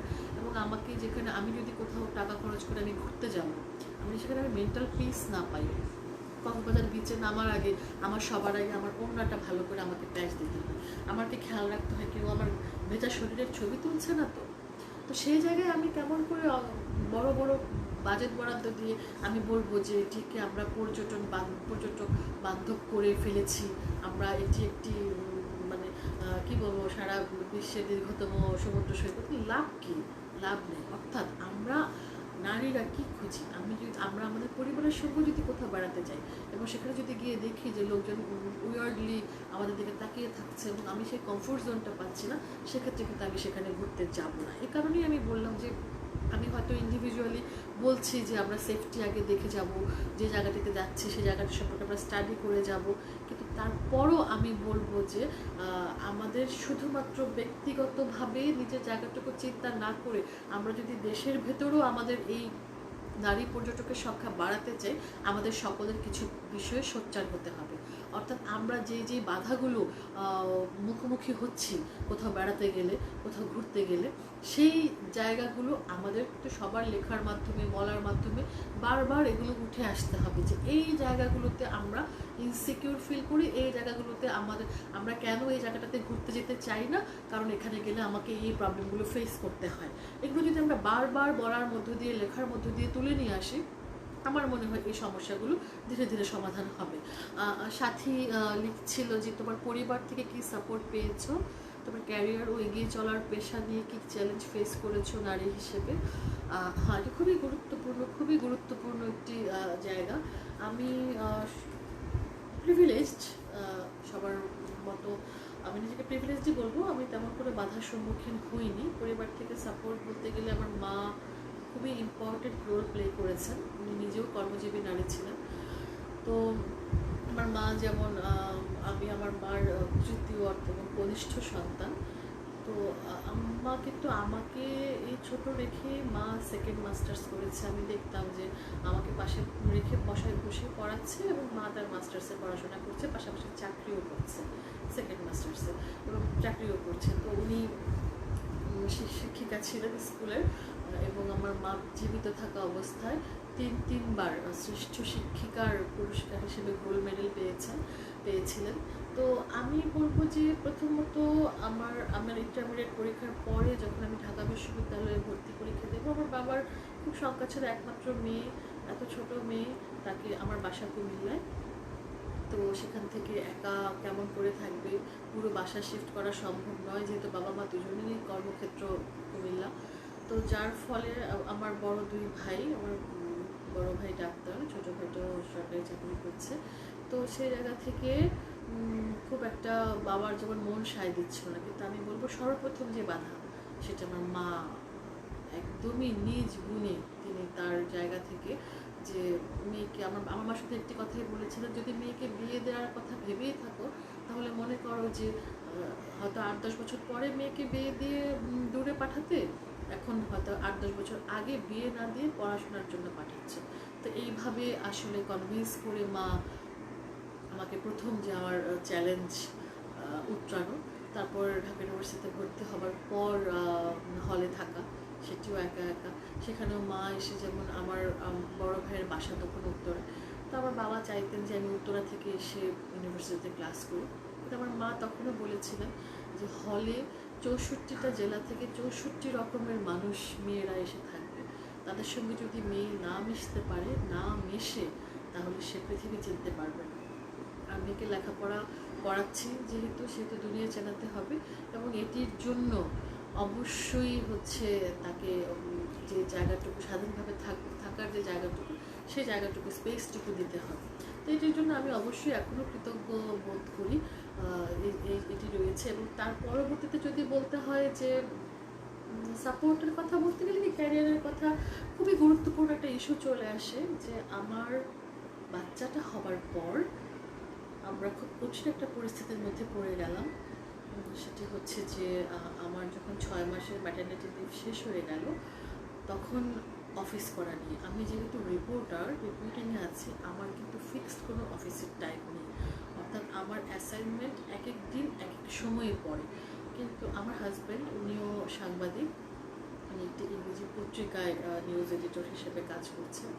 তো ওনার অফিস বিকেলে, ওনারটা ফিক্সড যে সব প্রতিদিনই বিকেল থেকে রাত অবধি অফিস। তখন আমার জন্য চ্যালেঞ্জ হয়ে গেল, যেদিন আমার দুপুরবেলা অ্যাসাইনমেন্ট থাকবে তখন আমি কী করব। তো সেই জায়গা থেকে আসলে কঠিন হলো যে আমি আমার নিউজ চ্যানেলের সাথে কথা বলে, আমাদের ঊর্ধ্বতন যারা আছে তাদের সাথে কথা বলে আমি এতটুকু ম্যানেজ করে নিলাম যে আমি সকালের অ্যাসাইনমেন্টগুলো করবো। এবং আগে যেটা ছিল যে অনেক সময় হয় না যে আমাদের তো খুব ট্রাফিক জ্যাম থাকে, আমার অ্যাসাইনমেন্ট করে এসে একটি নিউজ ধরানোর যে কাজ, কখনো কখনো এডিটররা ব্যস্ত থাকেন, আমি একটা স্ক্রিপ্ট দিয়ে বসে থাকতে হচ্ছে 1.5 ঘন্টা 2 ঘন্টা, তারপর স্ক্রিপ্টটি কিন্তু এডিট হয়ে এলে তারপর আমি ভয়েস দিয়ে আমি প্যানেলে ঢুকবো, অর্থাৎ এডিটিং প্যানেলে ঢুকবো। তো অনেক সময় লেগে যায় অফিসে ফিরে এলেও, অর্থাৎ কাজ শেষ করে। তো সেই জায়গাটাতে যেটি হতো যে আমি অবশ্যই কৃতজ্ঞ আমার অফিসের প্রতিও, যে সবসময় দেখা যেত প্যানেলে ভিড় থাকলেও আমি যেহেতু বাচ্চা বাসায় একা রেখে এসেছি, কারণ আমাদের দেখবার কেউ নেই, আমরা শিফটিং করে বাচ্চা রাখা, যেমন আমি সকালবেলা শিফটে কাজ করে বাসায় ঢুকবো, আমার হাজব্যান্ড রেডি হয়ে থাকে, আমাকে জাস্ট আমার কোলে বাচ্চাটা দিয়ে সে অফিসে চলে যায়, জাস্ট লাইক আর রিলে রেস। যে এটা একটা খুবই কী বলবো, আমি একদম ছোট্ট একটা বাচ্চা, 6 মাসের বাচ্চা, এবং আমার একটা দুশ্চিন্তা হাতে আমি কতক্ষণে পৌঁছাবো, আমি পাগলের মতো দৌড়িয়ে দৌড়ে বাসায় আসতাম যে আমি এলে তারপর তাকে অফিস যেতে হবে, সেই দেরিটুকু যেন না হয়, কারণ এই দেরিটুকুর জন্য আবার তারও রেপুটেশন নষ্ট হবে অফিসে। তো এটা একটা সময় ছিল, এই জন্য আমি বলবো যে ক্যারিয়ারের ক্ষেত্রে প্রথমত বাবা মা দুজনেরই একটা গুরুত্বপূর্ণ অবদান তো অবশ্যই আছে, মায়েরটা অনেক অনেক বেশি। আর দ্বিতীয়ত আমার হাজব্যান্ড, উনি এখনও এই জায়গাগুলোতে, এখনও যদি আমার একটু শরীরটা খারাপ থাকে বা আমার ভালো লাগছে না, তখন দেখা যায় যে ও কিন্তু বাচ্চাকে নিজের কাছে নিয়ে রেখে রাখছে, এবং সেটি বেশ দীর্ঘ সময় ধরে। তো আমি তার কাছেও আমি কৃতজ্ঞ। তো এগুলো খুবই একটু ক্লিশে কথাবার্তা হয়ে যাচ্ছে, কারণ কৃতজ্ঞতা প্রকাশের কিছু নেই। আমি যদি তাকে কোঅপারেট করতে পারি তাহলে সে আমাকে কোঅপারেট করবে, এটি স্বাভাবিক। এটিকে কেন আমি এক ধরনের কী বলবো দাক্ষিণ্য হিসেবে আমি চিন্তা করবো। কিন্তু আসলে যেটা হয় কি, আমাদের এখানে তো একটু কঠিন সোসাইটি, কঠিন সমাজ, এখানে আমরা অভ্যস্ত যে মেয়েরাই স্যাক্রিফাইস করছে, মেয়েরাই ছাড় দিচ্ছে। হ্যাঁ, তো এখন এটা কেন ছিল একটা সময়, কারণ তখন আমরা একজন একক পুরুষের উপার্জনের উপর আমাদের কিন্তু নির্ভর করে থাকতে হতো। এখন যেহেতু মেয়েরাও পার্টিসিপেট করছে, সংসারের খরচটা ভাগ করে নিচ্ছে, কারণ আমি কিন্তু সেটাও সাপোর্ট করি না যে আমি যা উপার্জন করবো সেটা আমার একার খরচ, আমি একা আমার নিজের আমার ফ্যান্সি আইটেম কিনবো, আমি সংসারে কন্ট্রিবিউট করবো না, কেননা আমি তো আমার সময়টুকু বাইরে দিচ্ছি, সেই সময়টুকু আবার আমাকে কিন্তু বাসায় অন্যরা ম্যানেজ করতে হচ্ছে। তো আমি এই জায়গাটুকুই বলবো যে এখন হয়তো আমি কৃতজ্ঞতার কথা বলছি, ঠিক ভাইস ভার্সা আমার হাজব্যান্ডও নিশ্চয়ই সেরকম কৃতজ্ঞ বোধ করেন উনি, যে আমি ওনাকে ফ্যাসিলিটেট করি ওনার কাজের জায়গাগুলো। উনি দেশের বাইরে যখন যান, উনি ঢাকার বাইরে কখনো কখনো বিভিন্ন প্রজেক্টের কাজে, উনি নরওয়ের অস্লো ইউনিভার্সিটির সঙ্গে একটি রিসার্চ প্রজেক্টে আছেন, তো তখন দেখা যায় যে ওনাকে 1.5-2 মাসের জন্য কখনো বাংলাদেশের মধ্যেই প্রত্যন্ত বিভিন্ন জায়গায় যেতে হয়, কখনো তাকে দেশের বাইরেও যেতে হয়, ইউরোপে যেতে হয়। ওই সময়টিতে কিন্তু আমি পুরো সময়টিতে বাচ্চা রাখি, সুতরাং সেও সমভাবেই আমার প্রতি কৃতজ্ঞ, আমার বিশ্বাস। আর আমি এখানে এগিয়ে যেতে, ট্যুরিজম এডিকশনের এগিয়ে চলার পথে তোমার সবার সহযোগিতা কামনা করছি। অবশ্যই আমরা তো সবাই আছি, আজ তোমার জন্য শিডিউল রেডি করছি, কালকে জানাতে পারবো আশা করি। বাহ, দারুণ। আর আমি এখানে বোধহয় কয়েকটা মিস করে গেছি। রিপ্লাই টু হিতাজুলিন, আমরা তোমার লাইভ শুনতে চাই, আমিও শুনতে চাই হিতার লাইভ, আমরা আবার স্নিগ্ধার লাইভ দেখবো ইনশাল্লাহ। এর জন্য আমি সবসময় তৃণমূল পর্যায়ে কাজ করার কথা বলি। স্থানীয় মানুষদের যদি তাদের মতো করে বোঝানো যায় তাহলে তাদের মাইন্ডসেট কিছুটা পরিবর্তন সম্ভব, একদমই সম্ভব। আজকের জন্য দোয়া রইল, অনেক ধন্যবাদ সাথী। তো আমার মনে হয় আমি আসলে আজকে দীর্ঘ সময় কথা বলেছি না, অনেক কিছু নিয়ে আমি কথা বলেছি, যদিও কিছুটা একটু স্ক্যাটার ছিল, একটু বিশৃঙ্খল ছিল। আসলে আমার হয়তো আরও একটু প্রস্তুতি নিলে আরও একটু ভালো হতো, ভবিষ্যতে হবে আশা করছি। আমি যে কয়েকটি বিষয়ে সামনে আবারও আসার ইচ্ছে পোষণ করি সেটি হচ্ছে যে যদি কারোর পারিবারিক কোনো আইনের বিষয়ে, পারিবারিক সহিংসতা হোক বা দেনমোহর সংক্রান্ত আইন হোক, তালাক সংক্রান্ত আইন, সন্তানের ভরণ পোষণ সংক্রান্ত আইন, এই জায়গাগুলোতে যদি কারোর কোনো প্রশ্ন থেকে থাকে আমি চেষ্টা করব পরবর্তীতে এসে কখনো যদি সুযোগ হয় তাহলে কিছুটা সাহায্য করবার। আমার ব্যাকগ্রাউন্ড, আমি ঢাকা বিশ্ববিদ্যালয়ে আইন বিভাগ থেকে অনার্স মাস্টার্স করেছি এবং আমার ঢাকা বারের আমি একজন এনরোল লয়ার। যদি আমি প্র্যাকটিস করছি না, আমার সকল জ্ঞানই একাডেমিক। যতটুকু আমি জানি আমি শুধু আইনগুলো আমি জানিয়ে দিতে পারবো।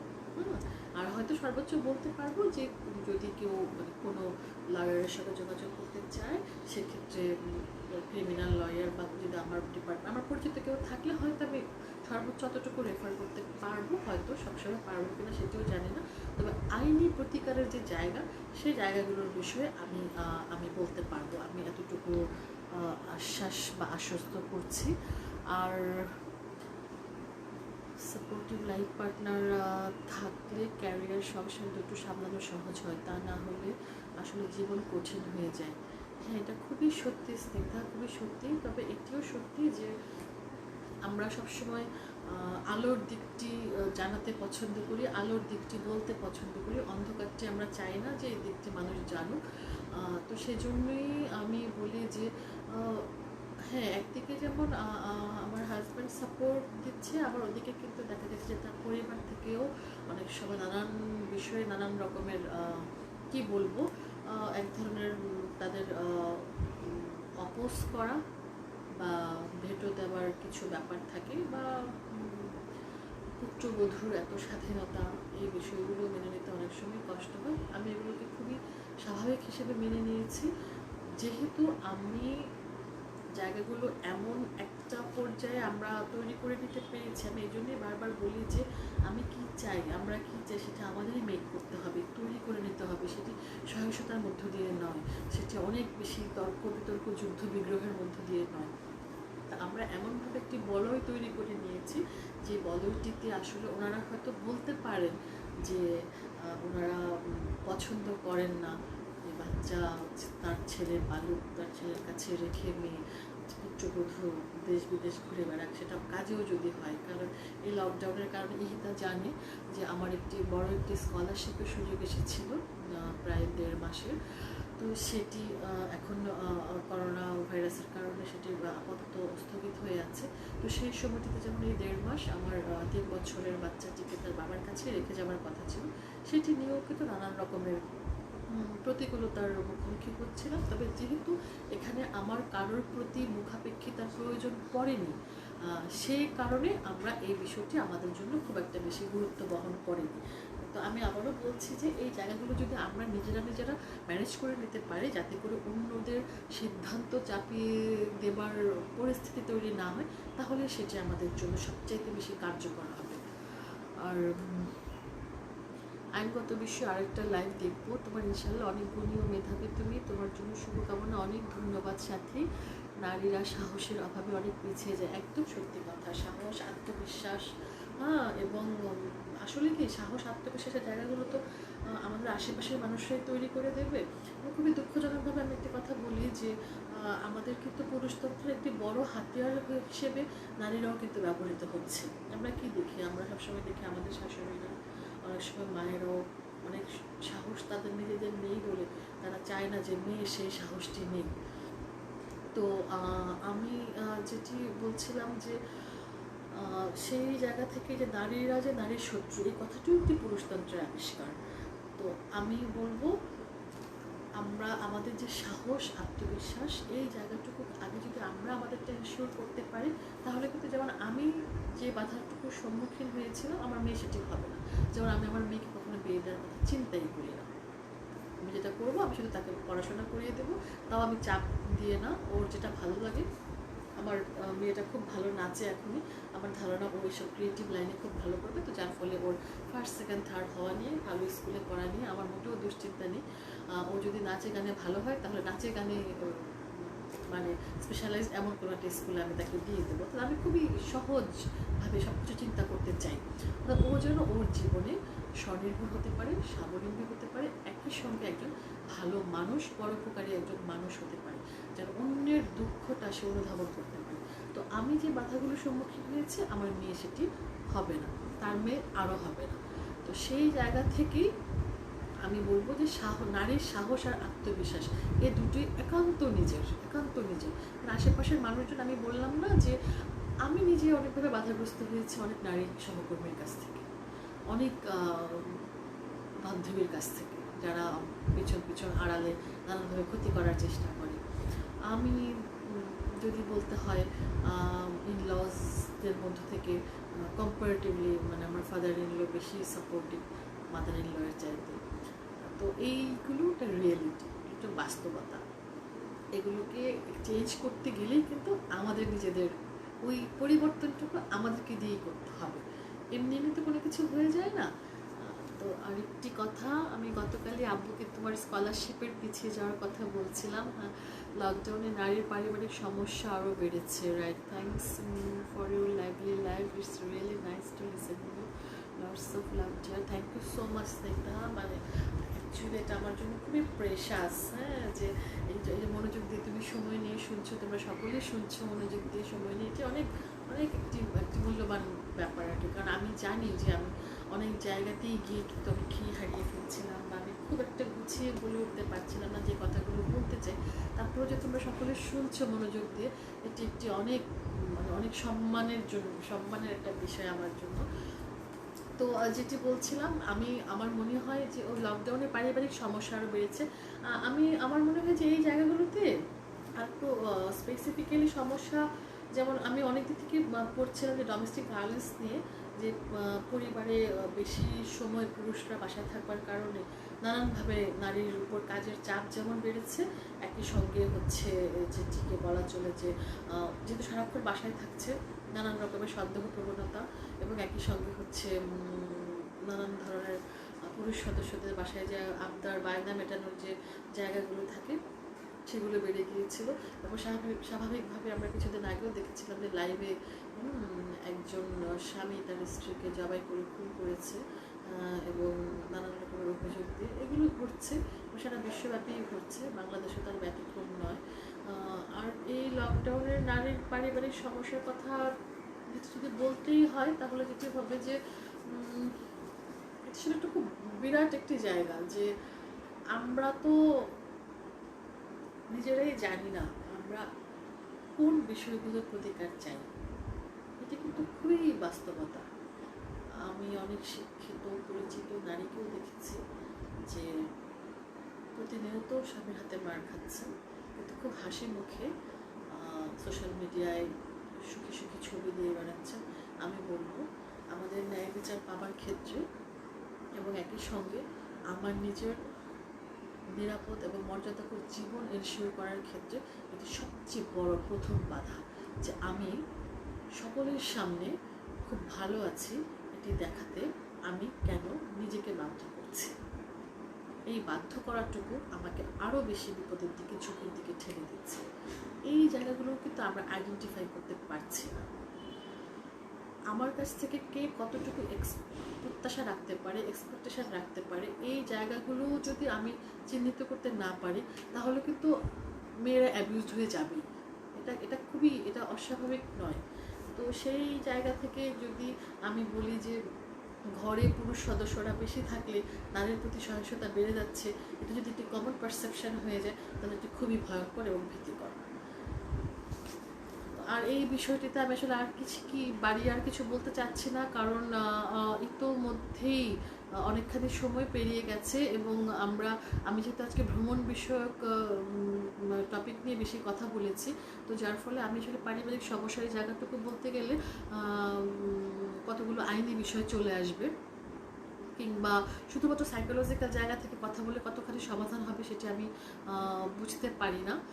কেননা এই কাউন্সেলিংয়ের জায়গায় আমাদের দেশের যে অপরাধ প্রবণতার জায়গাগুলো সেগুলো নেই। এটি আমি একদম খুব রুডলি বলি, সবসময় বলি যে বাংলাদেশে কাউন্সেলিং দিয়ে আর আসলে কোনো কিছু সম্ভব না। বিকজ যেই মানুষটা বিবেকবান সে তার নিজ থেকেই তার বিবেক জাগ্রত হয়, হ্যাঁ, সে তার নিজের আশপাশ, নিজের পড়াশোনা, নিজের বোধ, নিজের বিবেচনা দিয়ে সে একজন শুভ মানুষ হয়। আর যে অসভ্য, যে সন্ত্রাসী কর্মকাণ্ড করে, যে সহিংসতা করে, তাকে হাজার কাউন্সেলিং করলেও আসলে মাইন্ডসেট চেঞ্জ করে না। আমি মানে এই কেসে আমি খুবই রুড হয়। আমার সঙ্গে বেশিরভাগ মানুষই একমত হবেন না, অনেকেই হবেন না, কিন্তু এটা হয়তো এক ধরনের বিরক্তির প্রকাশও হতে পারে। আমি বলবো সব কিছুর মূলে হচ্ছে আইনের শাসন। এটা খুবই ক্লিশে কথা, রুল অফ ল নাই বাংলাদেশে, কিন্তু এটাই বাস্তবতা। আমি যদি কতগুলো নজির তৈরি করতে পারতাম যে পারিবারিক সহিংসতার শিকার হলে নারীকে যে অথচ আইনে যে ক্ষতিপূরণের কথা রাখা আছে সেটিও যদি সে পেত, দুই একটা যদি প্রেসিডেন্ট থাকতো, তাহলে আমি বলবো যে এগুলো কমে যেত। কারণ আমাদের এখানে মধ্যবিত্ত শিক্ষিত স্বামীরা, শিক্ষিত পুত্ররা তাদের পরিবারের মন রক্ষা করার জন্য, তাদের বাবা মার সেবা করার জন্য একটি স্ত্রী নামক দাসী কিনে নিয়ে আসে।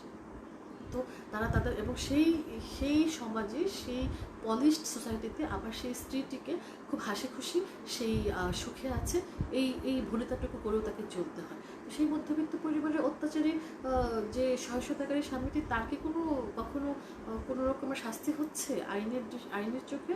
বা সেই মেয়েটি কেন মামলা করার সাহস পায় না? এই জায়গাটি কোথায় বাধাপ্রাপ্ত হচ্ছে? তো আমি থ্যাংক ইউ। শুধু তাই নয়, নারীরা নিজ সাফল্যের পেছনে হাজব্যান্ডের অবদান আছে বলে হাজব্যান্ডকে বড় করে, বাস্তবে হয়তো শুধু বাধাই দিচ্ছে। একদম সত্যি। আমরা তো এই হিপোক্রেসিটা আমি ব্যক্তিগতভাবে নারীর কাঁধে চাপাতে রাজি নই। কারণ এই হিপোক্রেসি আমাদের সোসাইটি শিখিয়েছে। আমাদেরকে বারবার বলা হচ্ছে যে যখন আমি একটি স্বামী নামক সাইনবোর্ডের নিচে থাকি, আমি যাই করি না কেন আমি সত্যি, আমি ভালো। আর কেন হচ্ছে বাংলাদেশের প্রবাসীদের স্ত্রী নিয়ে এত অশ্লীল কৌতুক, অশ্লীল জোকস প্রচলিত?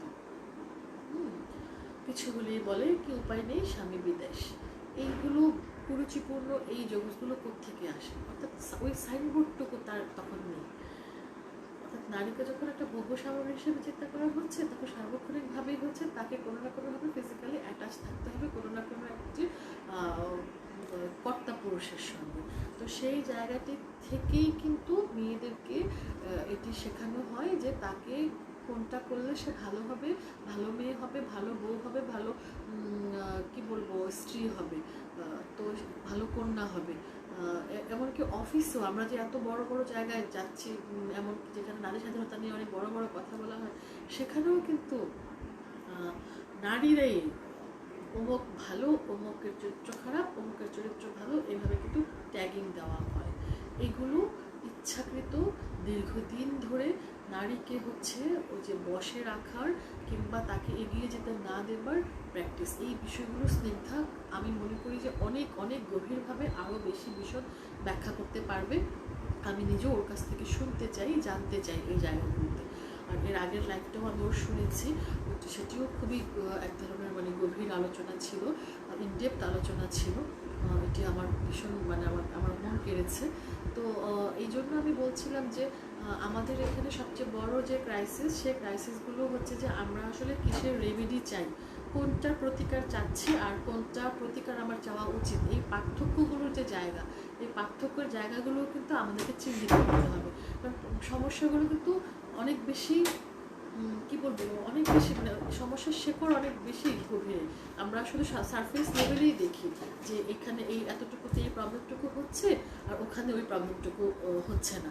কিন্তু যদি আমরা আরেকটু গভীরে গিয়ে চিন্তা করি, তাহলে কিন্তু আমরা বুঝতে পারবো যে আমাকে অনেক কিছু শিখিয়ে দেওয়া হচ্ছে, আমার বেড়ে ওঠা আমাকে অনেক কিছু বলছে যে আমাকে এভাবে করতে হবে।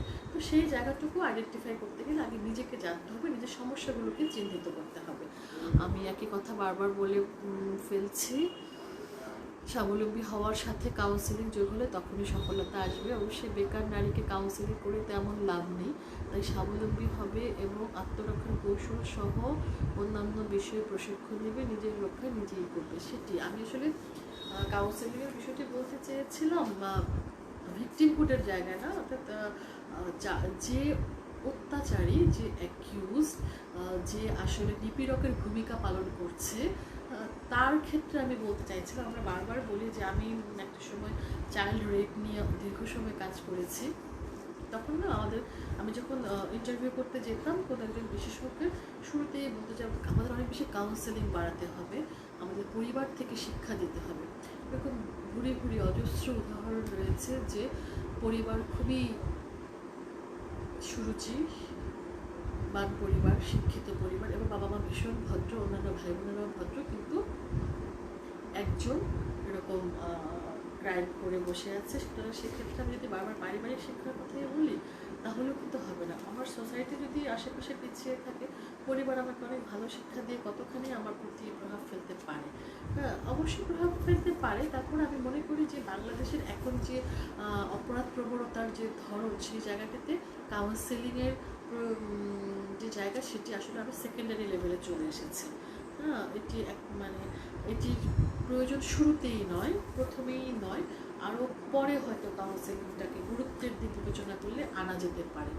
তো আমি আসলে আজকে একটু শেষ করতে চাই। দীর্ঘ সময় কথা বলেছি, সকলকে বিরক্ত করেছি। যদি ন্যূনতম ভালো লেগে থাকে বা কিছুটা উপকৃত হয়ে থাকে, তাহলে আমি আসলে আমার এই সময় দেওয়াটুকু সার্থক হবে।